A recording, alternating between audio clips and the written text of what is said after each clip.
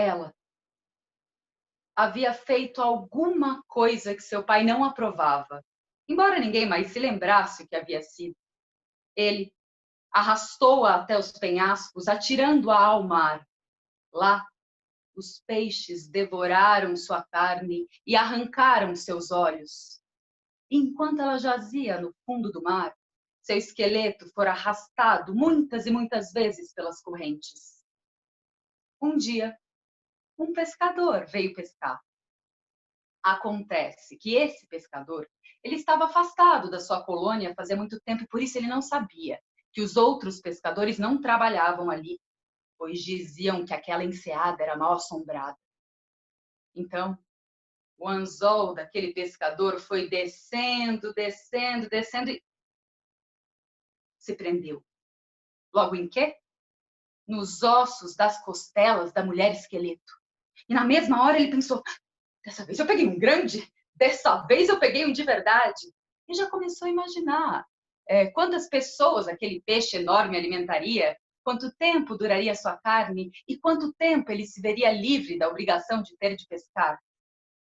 Mas, quando ele começou a lutar com aquele peso na ponta do seu anzol, o mar foi se agitando, o caiaque sacudia e empinava porque aquela que estava lá embaixo lutava para se soltar.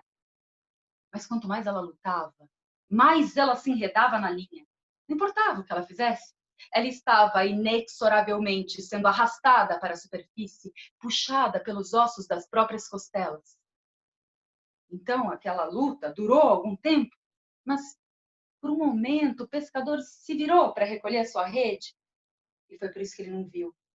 Quando a cabeça calva foi surgindo acima das ondas, ele não viu os corais brilhando nas órbitas do crânio, não viu os pequenos crustáceos presos aos velhos dentes de marfim.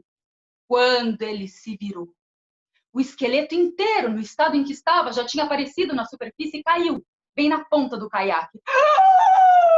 Gritou o homem desesperado. Seu coração desceu até os joelhos, seus olhos se esconderam no fundo da cabeça e suas orelhas arderam um vermelho forte. No impulso, ele pegou o remo e empurrou ela para fora do caiaque e começou a remar loucamente em direção à praia. Mas não adiantava, porque ela estava completamente enredada na sua linha. E mais desesperado ele ficou quando ele olhou para trás. Lá estava ela.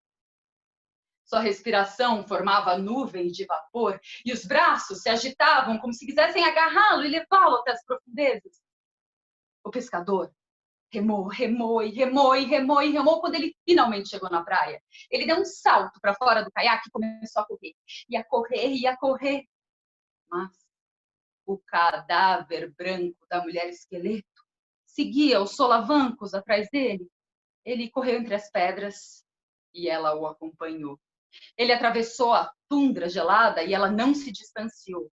Ele até pisou no peixe que ele havia deixado para secar e ela, o tempo todo atrás dele. Na verdade, ela até pegou um peixe congelado enquanto era arrastada e começou a comer, porque há muito tempo ela não se saciava.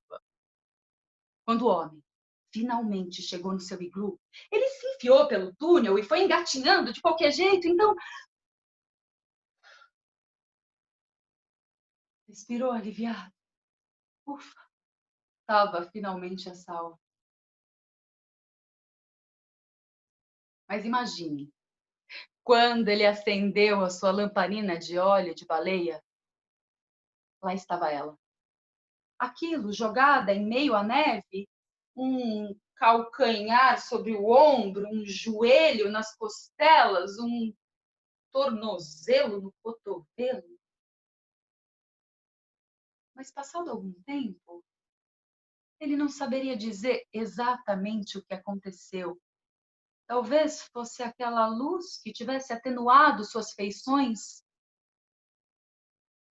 ou talvez fosse o fato dele ser um homem solitário. Mas aos poucos, ela foi ganhando um quê de delicadeza. Lentamente, ele se aproximou dela, estendeu as mãos encardidas e, cantando baixinho, como uma mãe canta a um filho, ele começou a soltá-la da linha de pesca. Oh, na, na, na, na. Oh, na, na, na, na, na. Soltou primeiro os dedos dos pés. Oh, na, na, na, na, na. Oh, na, na, na, na. Depois os tornozelos. Oh, na, na, na, na, na. Oh, na, na, na. E assim ele trabalhou a noite inteira. Quando terminou, cobriu-a com peles, porque os ossos da mulher esqueleto eram iguaizinhos ao de um ser humano. Depois disso, ele se sentou e ficou ali, olhando para ela de vez em quando e passando óleo na madeira da sua preciosa vara de pescar, enrolando novamente a linha. Ela não dizia uma palavra, não tinha coragem, com medo de que ele a arrastasse dali e a jogasse entre as pedras, quebrando totalmente os seus ossos. Depois de um tempo, ele começou a sentir sono, se enfiou embaixo das peles e dormiu. Vocês sabiam que quando um ser humano dorme, pode acontecer de escorrer uma lágrima do olho de quem sonha? Nunca se sabe que tipo de sonho que provoca isso, mas ou é um sonho de tristeza ou de anseio. E foi justamente o que aconteceu com aquele homem. Quando a mulher esqueleto viu a lágrima brilhando à luz do fogo, ela sentiu uma sede, mais uma sede, mais uma sede daquelas. Então ela se aproximou, rangendo e retinindo, se aproximou do homem e colocou a boca junto à lágrima. E aquela única gota foi como um rio que ela bebeu, e bebeu, e bebeu, e bebeu até saciar sua sede de tantos anos. Depois disso, ela estendeu o braço para dentro do corpo do homem que dormia e retirou seu coração. Esse tambor forte. Se sentou e começou a batucar dos dois lados do coração. E conforme ela ia marcando o ritmo, ela cantava: carne, carne, carne, carne. E quanto mais ela cantava, mais o seu corpo se revestia de carne. Carne, carne, carne, carne. Ela cantou para ter olhos. Carne, carne, carne. E ela cantou para ter cabelos. Carne, carne, carne. E ela cantou para ter a divisão entre as pernas. Carne, carne, carne. E ela cantou para ter mãos boas e gordas. Carne, carne, carne. E ela cantou para ter seios compridos o suficientes para enrolar e dar calor. Carne, carne, carne. E ela cantou para ter todas as coisas de que as mulheres precisam.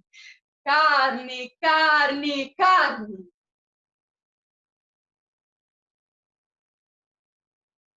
Quando ela estava pronta, ela cantou também para despir o homem que dormia.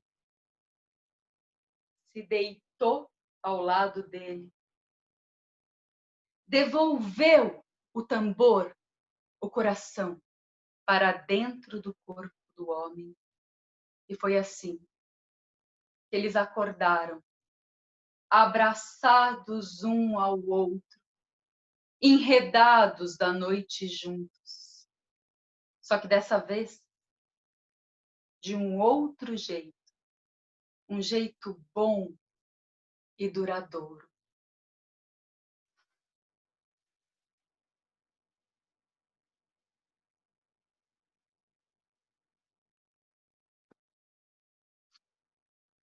Um brinde à carne.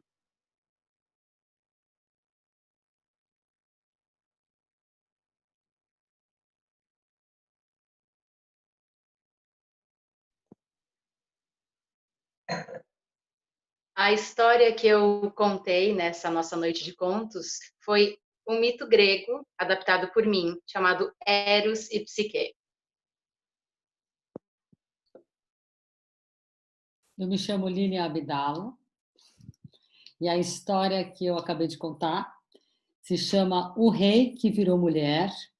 É uma história da tradição oral, portanto não tem, na verdade, um autor. Ele foi retirado de um livro que se chama O Círculo dos Mentirosos, Contos Filosóficos do Mundo Inteiro. E ele foi recolhido por uma pessoa que é um homem francês. Ele é um roteirista, escritor, diretor e ator. O nome dele é Jean-Claude Carrière. Eu sou a Paula Lisboa e a história que eu contei é um conto autoral, o que é sempre um desafio para nós, contadores de histórias. A gente tem mais respeito às palavras. É um conto da Marina Colasanti, que é uma grande autora, escritora, chamado Entre as Folhas do Verdió.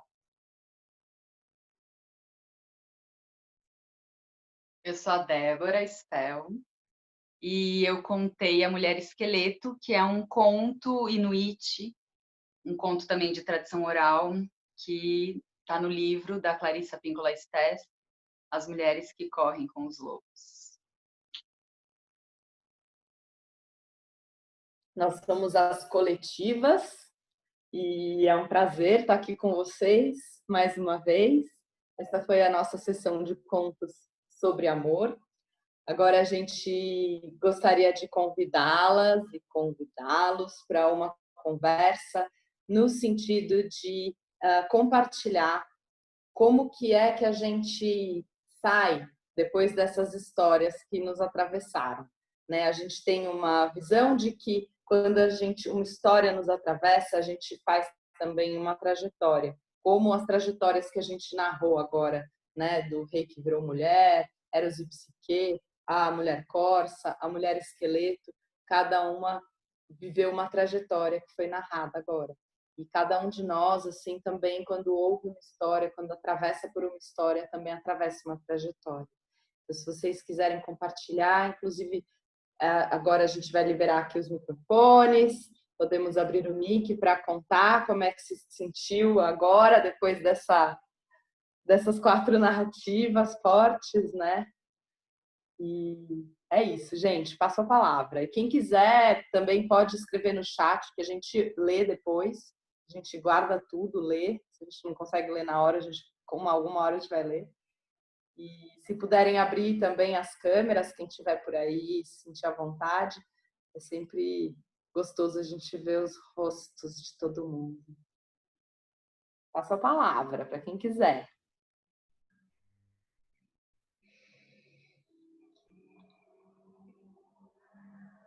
Oi. Alô? Estamos ouvindo. Estamos te ouvindo, Flávia.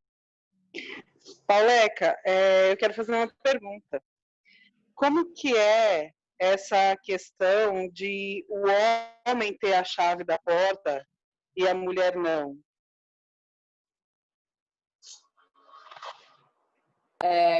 Quando eu escolhi essa história para contar, eu não escolhi assim muito no racional, né? A gente não é uma coisa muito de, ai, me pegou, vou contar.